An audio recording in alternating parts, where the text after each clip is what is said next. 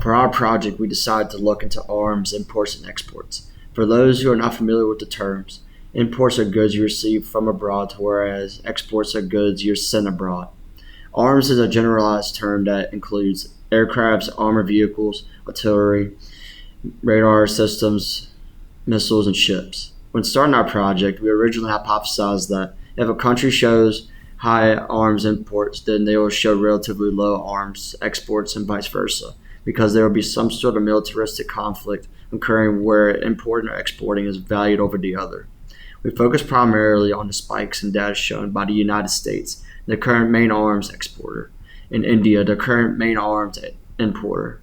However, we see a crazy spike in Iran that was really peculiar, which you'll see later on in the video. A side note to mention is that the United States is India's second largest arms seller, Russia being its first since the 1970s. The Gapminder bubble graph begins at 1959, and we can first see the United States spiking in exports but staying relatively low in imports. This is due to the Vietnam War taking place from November 1st, 1955 to April 30th, 1975. Next, we see a huge spike in imports for Iran around 1974 and dropping in 1984 with relatively low exports. This is due to the Iranian Revolution taking place in 1978 to 1979. In 1979, we also see the United States issuing the Carter administration due to Iran taking over the United States Embassy in November. We also see a spike in imports for India around 1984 and no exports. We see that in 1984, India experienced something called Operation Blue Star. This is when the Prime Minister, Indira Gandhi, ordered the Indian Army to attack the Golden Temple complex, which was the holy shrine for the Sikh minority. 4 months later, in October of 1984, the Prime Minister was assassinated by his Sikh bodyguards for revenge of Operation Blue Star. In 1987 to 1989, we see a small spike in the United States imports to the inauguration of George H.W. Bush.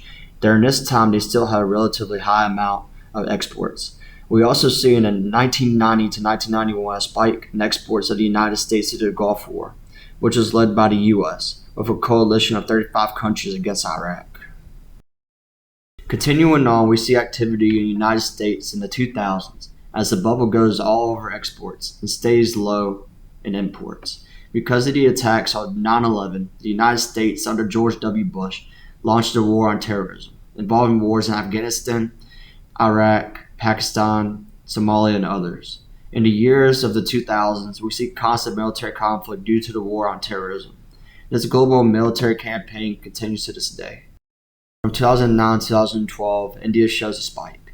We found that after the Cold War, which took place from 1947 to 1991, India wanted to diversify who they were buying arms from and trying to establish themselves with credible military power, since declaring themselves as a nuclear power in 1998.